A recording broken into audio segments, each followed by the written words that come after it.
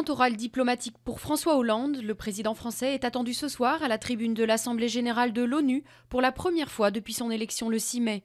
Devant plus de 120 chefs d'État, il devrait notamment appeler à soutenir une intervention ouest-africaine au Mali pour combattre les islamistes armés qui tiennent le nord du pays. Barack Obama évoquera pour sa part la guerre en Syrie, dont le dossier est bloqué au Conseil de sécurité, et le nucléaire iranien. La crise sino-japonaise en mer de Chine s'aggrave avec l'arrivée d'un troisième acteur, Taïwan.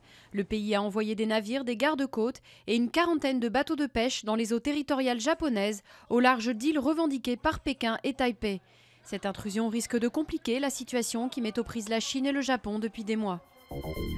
C'est officiel, Sanofi veut supprimer environ 900 postes en France à l'horizon 2015. La restructuration se ferait essentiellement au travers du volontariat, assure le groupe pharmaceutique qui emploie 28 000 personnes dans le pays. Cette annonce se fait dans un contexte social tendu. Les représentants du personnel ont boycotté les comités centraux d'entreprise convoqués par la direction.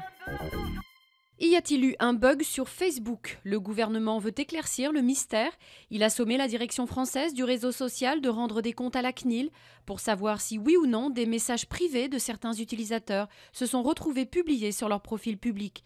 L'information publiée par le quotidien gratuit Métro a déclenché un buzz sur la toile, un simple affolement collectif pour Facebook qui dément toute atteinte à la vie privée.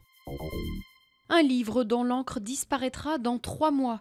8 jeunes auteurs sud-américains ont publié cet ouvrage unique en Argentine. Conçu avec une encre sensible à l'air et à la lumière, il veut inciter à se plonger tout de suite dans la lecture, au lieu de commencer par le ranger dans sa bibliothèque.